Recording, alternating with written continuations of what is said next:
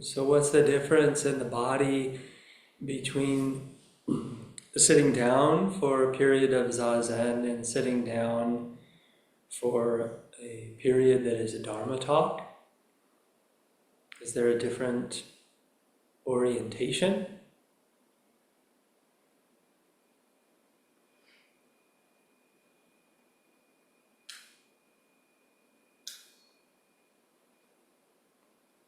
Or is there a different relationship between the felt sense of the first period of a retreat contrasted with the last period of a retreat?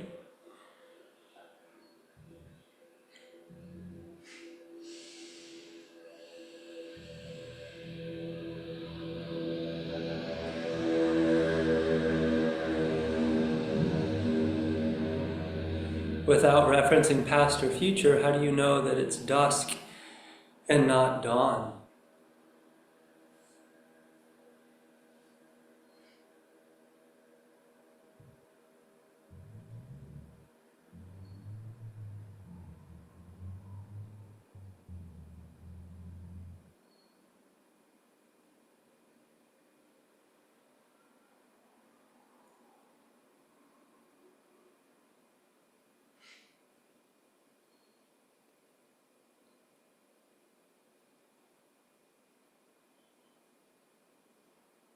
One of the qualities that has been mentioned during this session is the quality of sensitivity,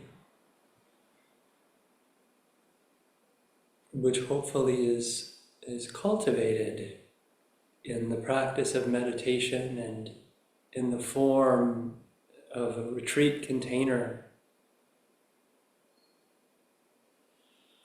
And sensitivity is the practice of needing less salt on our food. And in so doing, noticing that all of the vegetables actually taste completely different. They don't all just taste like salt and oil.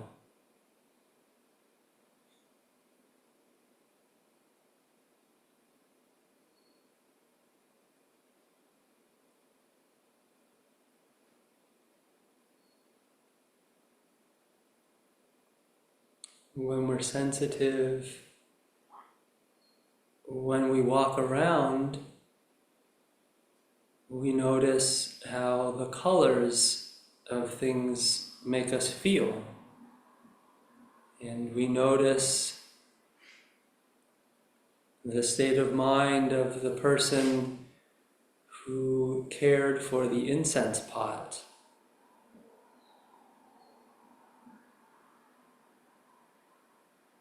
We notice how awake the flowers are. And when we walk outside, we notice that it's not clear if this is a neighborhood with landscaping or a forested meadow with homes built within the greenery.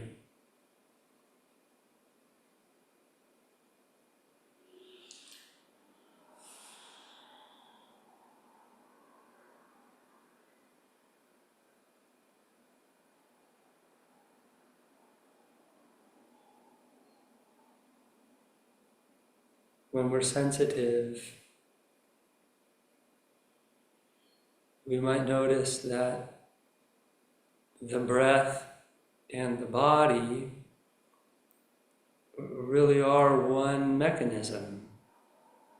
And it really is the entire body that breathes. There is nowhere in the body that the breath does not go, does not affect, does not support, does not touch.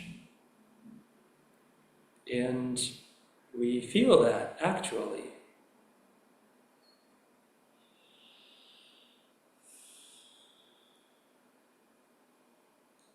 We become aware of the experience of looking forward to things not wanting things to happen, being excited, being disappointed, being hurt, being honored, being happy, being sad.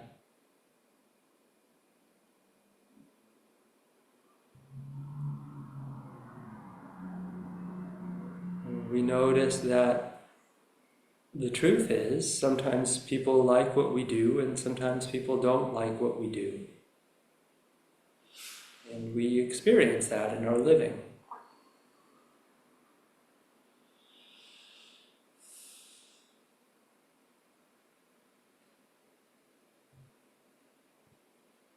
When we're sensitive, we don't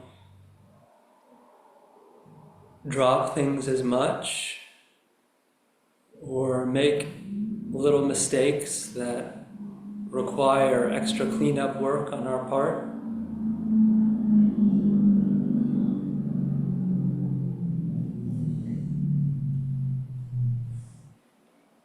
And when we're sensitive, our thoughts become noisy.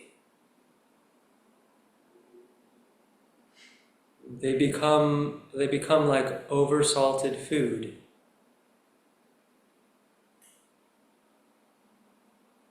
Detracting from our ability to taste the subtler aspects of being alive.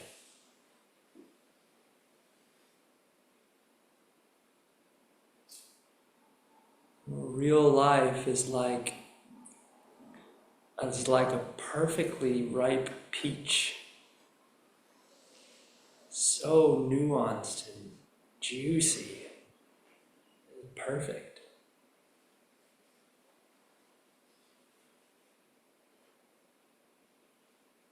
And as good as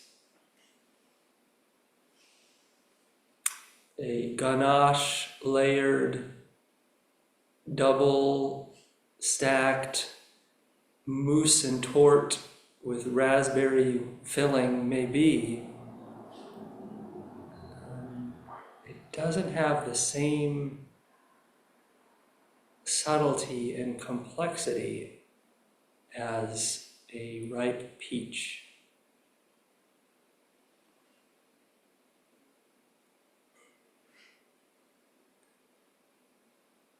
So in sitting, we let go of the three poisons in Buddhism: greed, anger, and ignorance.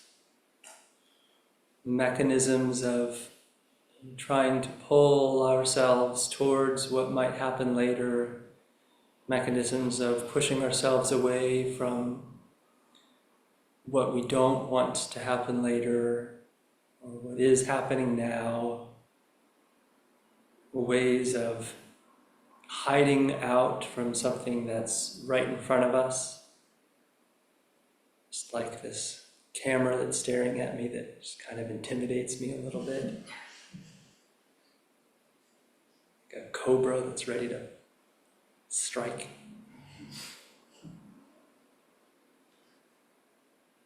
And we let go of greed, anger, and ignorance by attending to the breath,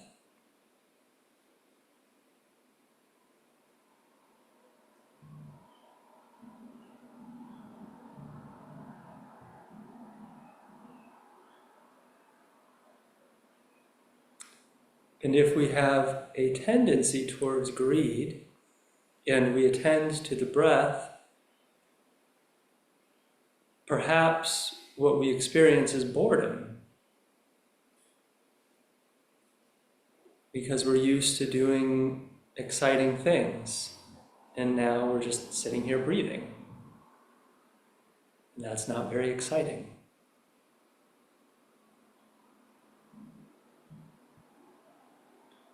But if we're committed to really knowing what the source of our created dissatisfaction is, we become more interested in the experience of this breath here and now than our desire for something better.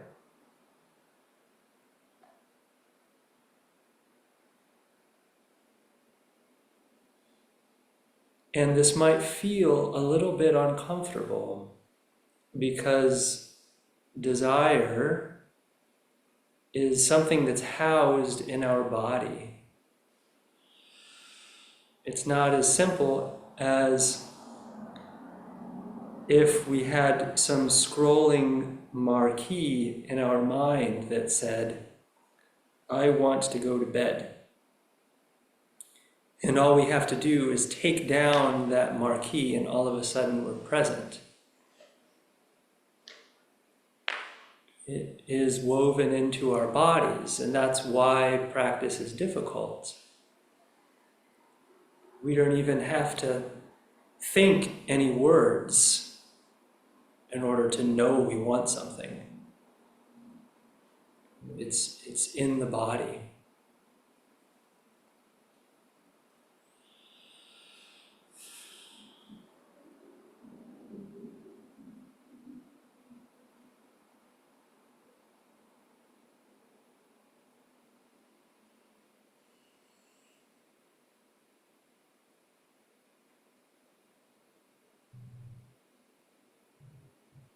But we don't have to become dissatisfied.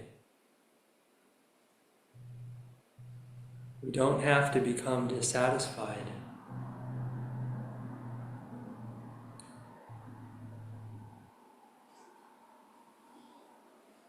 Our discomfort too is something that we can practice embracing.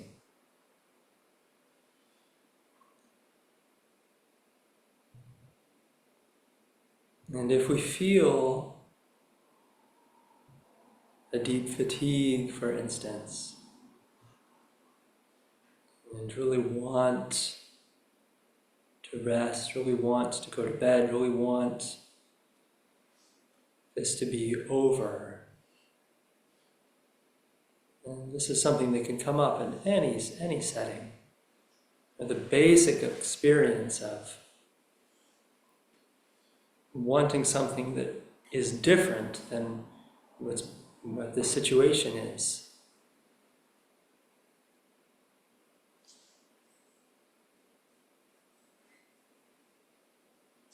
We can embrace that desire.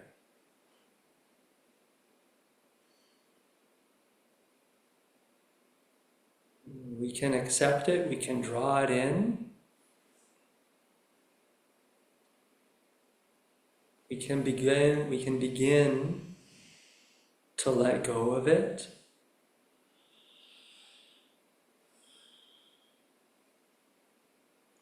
And to let go of something means to offer it permission to change, that it may leave in its own time.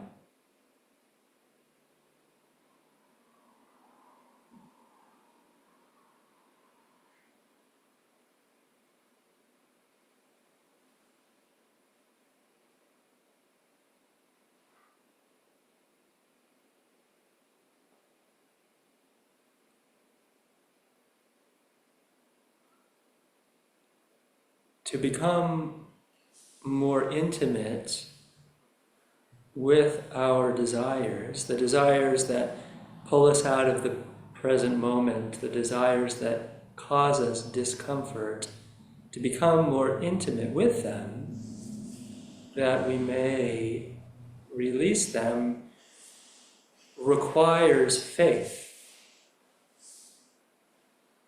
The desire hurts when we don't have faith, because we believe that something is wrong. And subtly are worried or concerned about what we're experiencing. If we weren't, it wouldn't be a problem. There's nothing wrong with the sensations of fatigue, or the sensations of hunger, or the sensations of being hot or the sensations of being cold. The problem comes when we're also worried.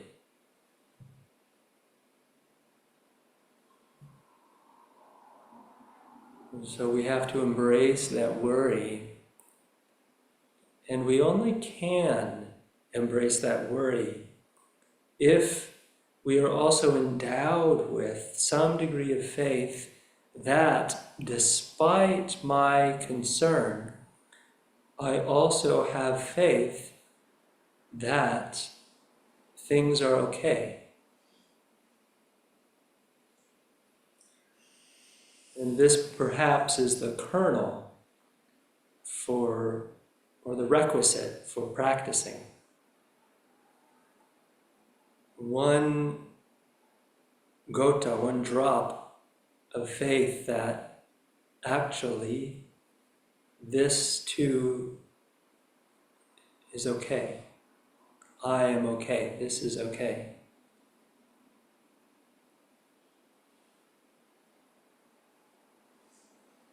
And if we can put more weight in the sense that maybe this too is fine, our mechanism of creating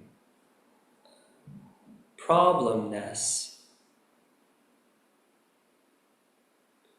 reveals itself to us in time.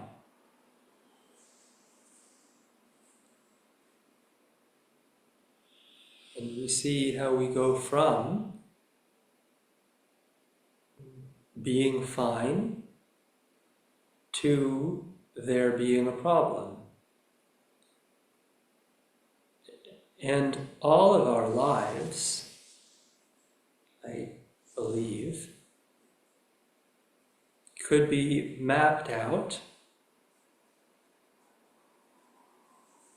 by a pendulum swinging back and forth between totally fine and big problem, totally fine and big problem, totally fine and big problem. And if that's the case, anytime we're totally fine, we can count on the fact that the next big problem is on its way. It's coming. And if we have a big problem, we can have faith that it has already started to see itself out.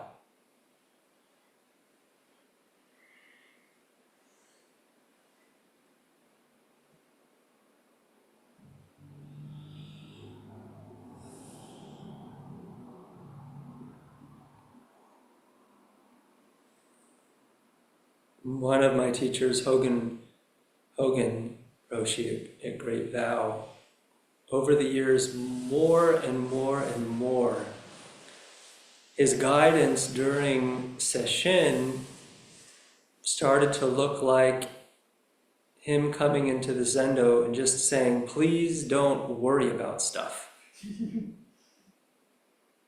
Feel your hands. Don't make anything up.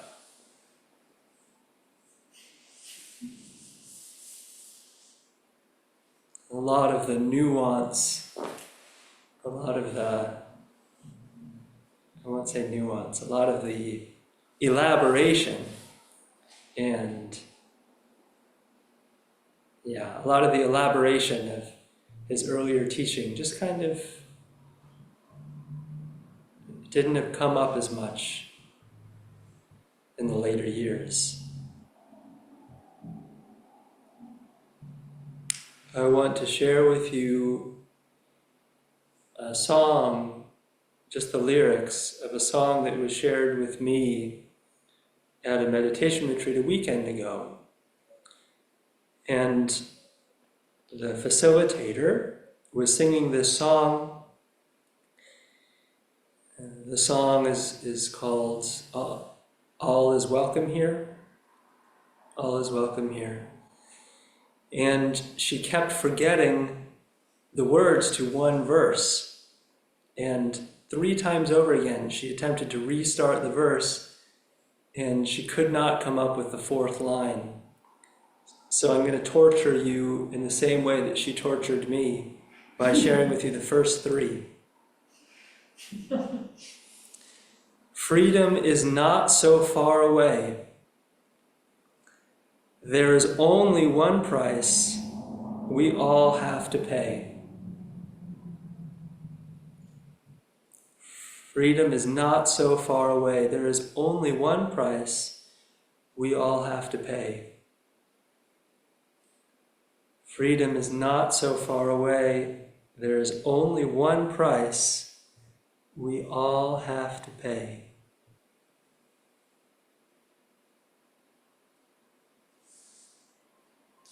So what's the answer?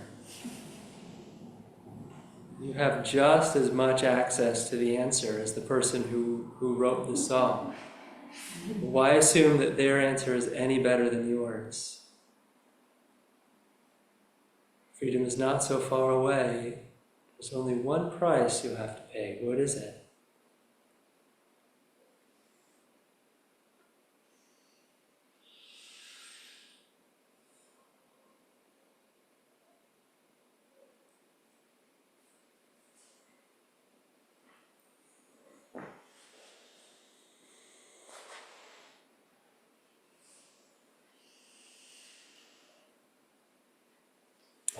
This is about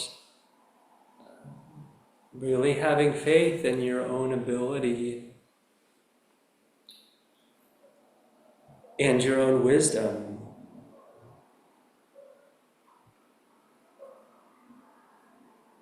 I hope what Zazen is for all of us is a teacher.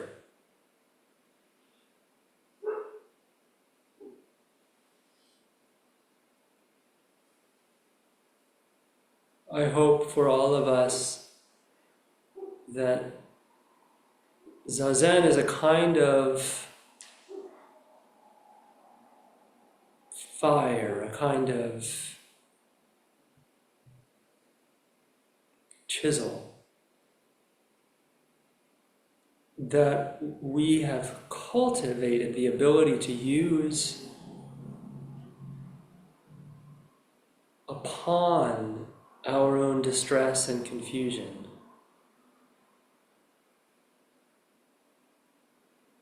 That we literally can take what we feel is not right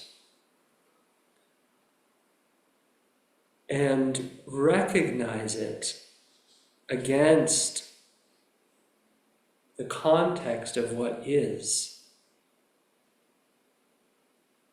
That what is not right may unravel, may be released.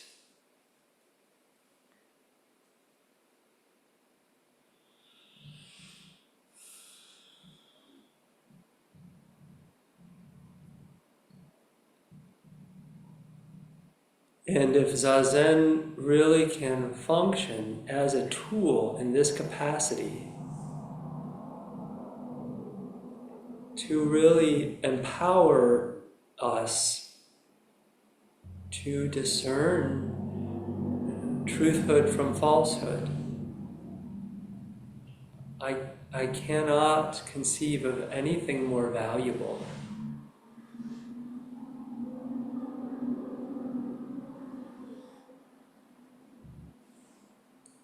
What if you are completely endowed with the ability to discern how to live your life perfectly, moment by moment?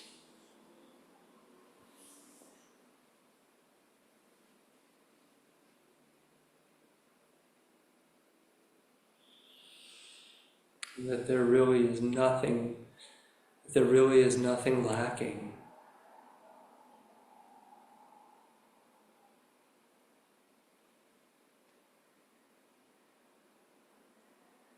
What if your life is is literally filled to the brim with everything that it should contain.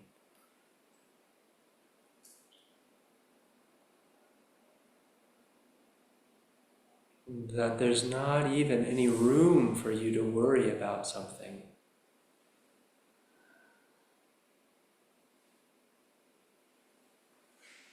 What if the fact of your existence is the greatest gift that this world has to offer?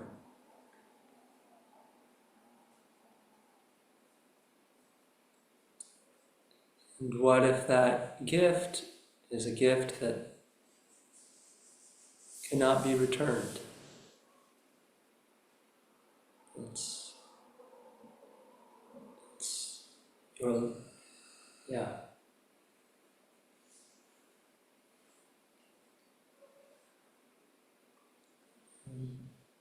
Last night, Mushin spoke about the hell realms.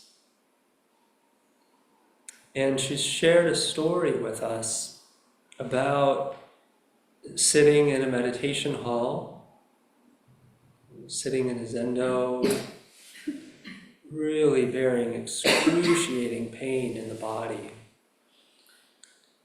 to the point where it really was too much to bear. And then, in sincerity, speaking out, I am doing the best that I can, and I cannot bear this. Please, with all my sincerity, I ask of you, end the goddamn period. And then the bell rung. And she spoke about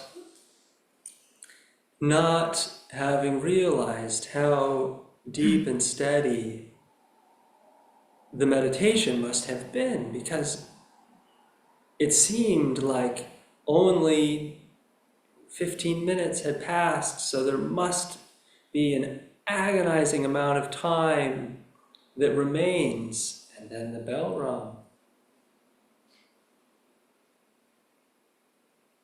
So it must have been that time really went by very fast with that intensity of presence that can happen when pain is so exquisite. And I want to supplement that story with another perspective that tips our hats a bit to the mystery and speaks to an aspect of spirituality that many traditions do address. And that is the aspect of prayer and a recognition that sincere prayers are answered. Which of course begs the question, then what is a sincere prayer?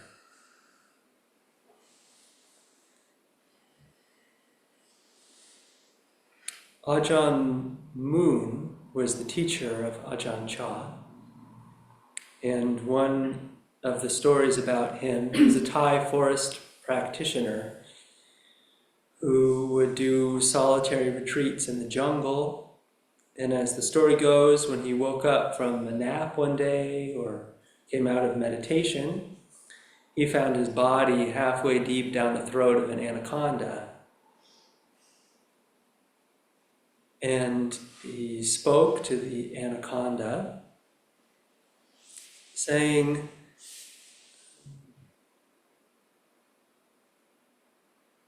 "There is nothing in my heart but the welfare of all that lives. I wish for the removal of suffering, distress, despair, burden from the hearts of all sentient creatures, humans and more than humans, including you, Snake. And I wish for the happiness, the well-being, the flourishing for all creatures, including you, Snake. I intend to devote every aspect of my life towards this intention. For I love the world, including you, Snake. If you will support me in my endeavor by swallowing this body, then please continue to do so.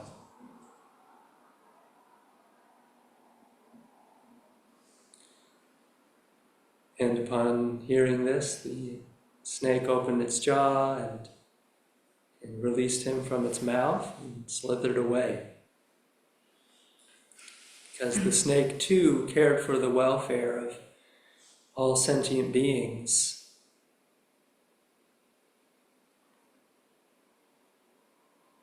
Well, could it be that the more we are able to connect our personal hearts with the basic subtle heart of life, the more our prayers are answered, because the personal will and the divine will are no longer opposed, and we're in conversation and we work together.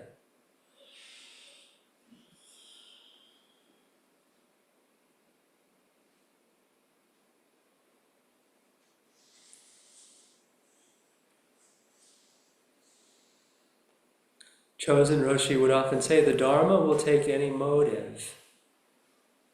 And that means that our pride gets burned up in the process of sitting, of our spiritual practice. Our pride gets burned up.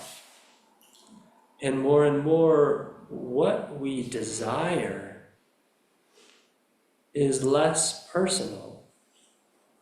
It includes more and more. Because it includes more and more, there are more and more things, people on our team.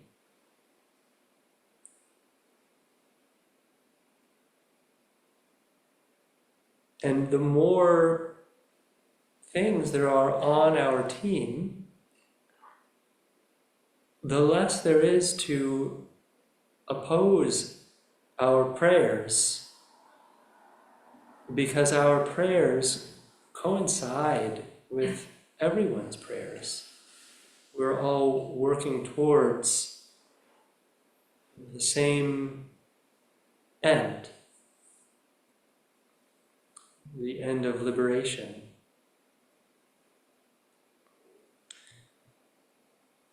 So this brings us to the Bodhisattva vow. We sang last night, and we will sing tonight.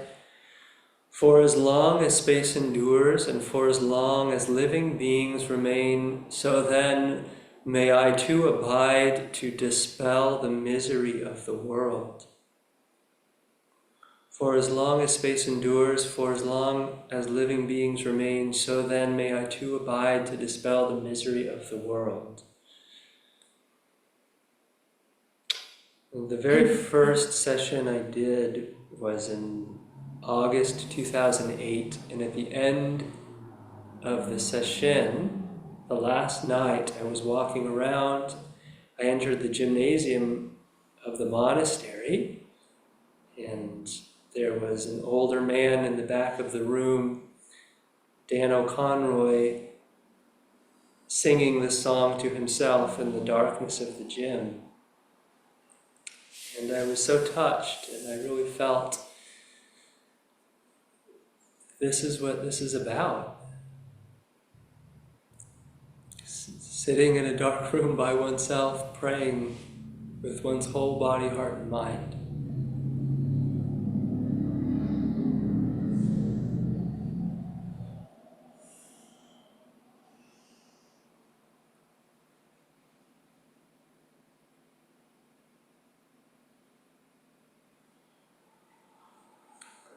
And because whatever we bring into a session, whatever we bring into our lives, whatever we want to get out of it, the Dharma will take any motive, and in the end, love is stronger than pride.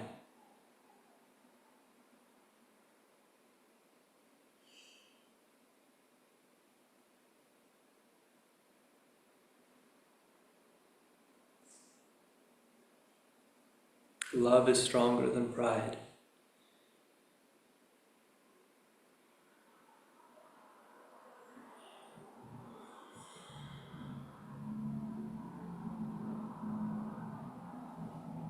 And so pride in time falls away, and what remains is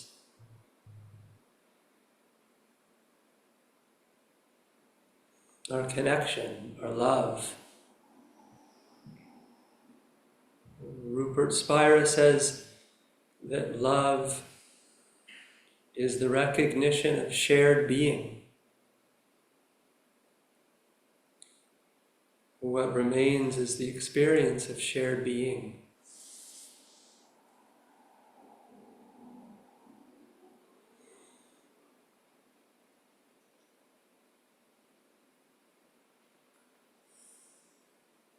For as long as space endures, for as long as living beings remain, so then may I too abide to dispel the misery of the world. What if our relationship to the divine is so clear and intact that we can literally shape the intention of our whole lives simply by asking that our intention be shaped? For as long as space endures, may I abide to dispel the misery of the world. May the function of my life be the welfare of all that lives. This I ask of you. Or maybe our prayer can be larger. May the function of all that lives be for its own benefit. May the very purpose of living be liberation and awakening. What if at our core we are that powerful to instill within life itself the most beautiful living that's possible?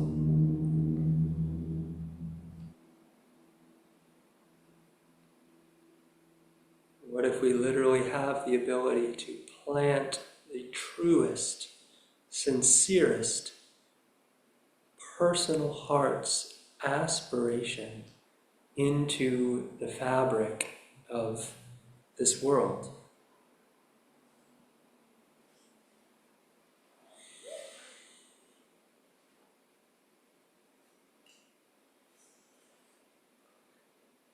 And last night, Mushin also spoke about hell realms.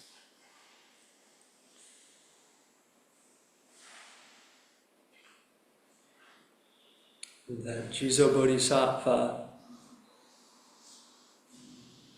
is said to have the ability to fearlessly enter the hell realms, guiding the beings therein towards liberation. And it is a Buddhist teaching that although we say it is only in the human realm that someone can awaken, and probably that's a teaching both about our state of mind and also a little sliver of cultural anthropocentrism.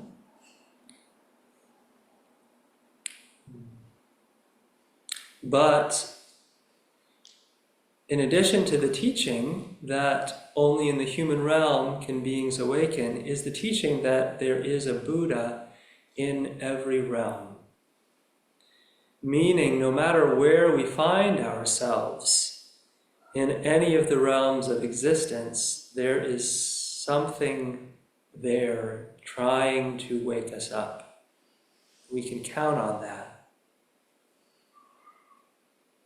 So it is Jizo who enters the 6 realms.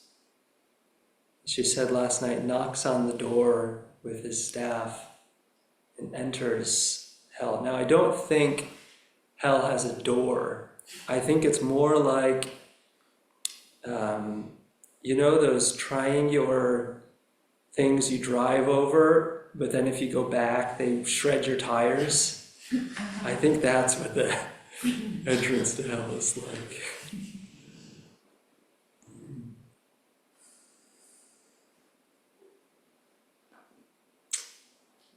So the hell realms. Hakuin Zenji, a Zen ancestor just a few centuries ago in Japan, who is very easy to relate to in terms of personality and humanity, describes an encounter with a disciple who had practiced as a hermit for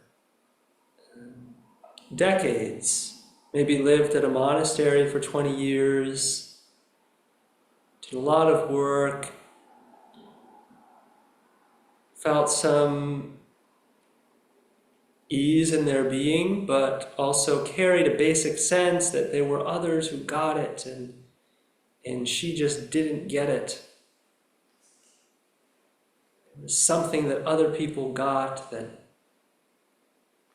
just wasn't clear to her. So she left and practiced in the mountains for another couple decades, coming into town to do alms, continuing her meditation practice in the mountains, and probably had very enjoyable days and very difficult days, but continued to carry this basic sense of being inadequate, of having read the Buddhist sutras and chants and heard stories of other practitioners and heard other people say things with a certain clarity and confidence that she just didn't have. And she was beginning to see herself as approaching the end of her window of maturation, if there can be said to be a thing. At least so she saw it. And so she began to feel a certain despair that she had been a failure.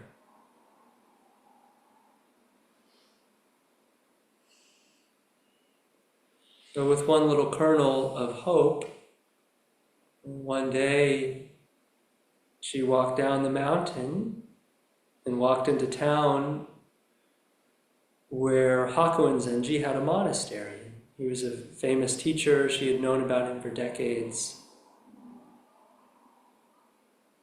And she says to him, I've been practicing sincerely all of my life, but I continue to carry this burden in my heart. This all just feels beyond me. I hear so many teachings about the freedom that is possible, and yet so often I feel that I'm bound in hells. To which Hakuin responded,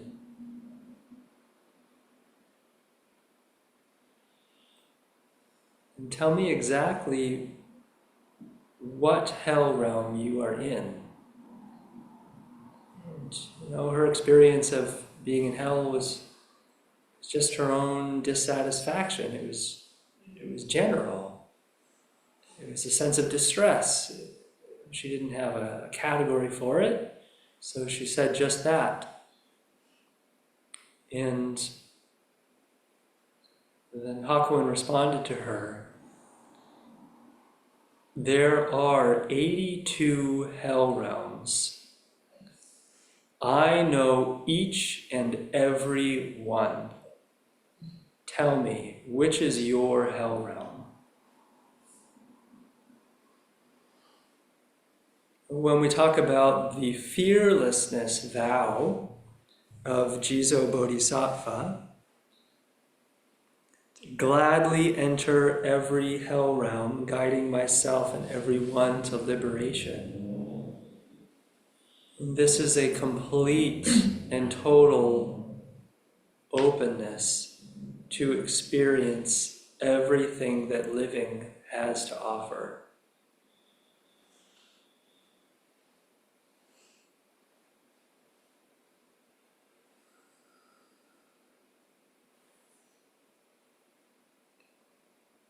And what Hakuin is describing is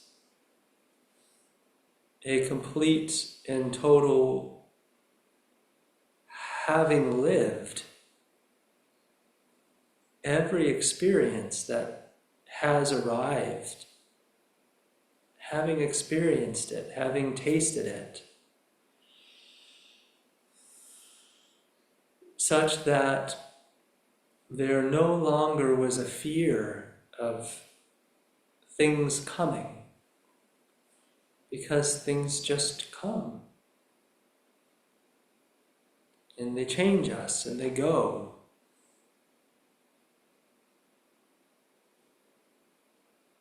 Thus, in a way,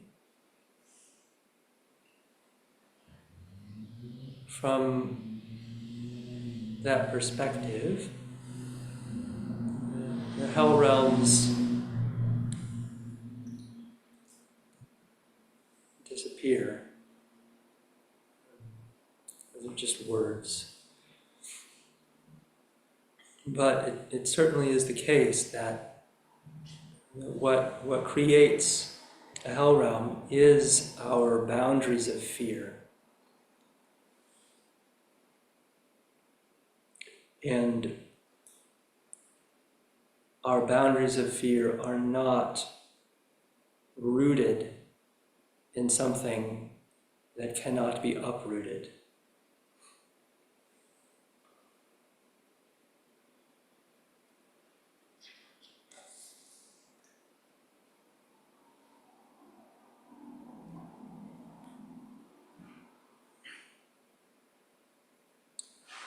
I want to close with mentioning a couple lines from Shantideva's Way of the Bodhisattva. The line that we chant at night, for as long as space endures and for as long as living beings remain, we call the Dalai Lama's vow, and it is associated with the Dalai Lama. The line comes from Shantideva, and we'll chant Shantideva's Way of the Bodhisattva when we close tomorrow. But it has a couple lines in it very pertinent to the Bodhisattva vow. One of them is, may even acts of harm help the violent awaken. And this is that deep wish that all aspects of life really be for the benefit of all aspects of life. A complete embracing and really seeing or wishing that we all may be in this together. And another is every step I take, I'm moving with the world. Every step I take, I'm moving with the world, recognizing that there is no such thing as personal progress. To whatever extent we shift our relationship with our own suffering, we have done so for anyone we will interact with for the rest of our lives.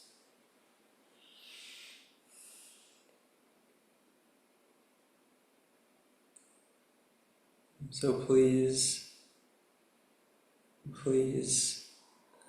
have deep respect for your being here and your being alive, and may self-love be the foundation of however you like to practice.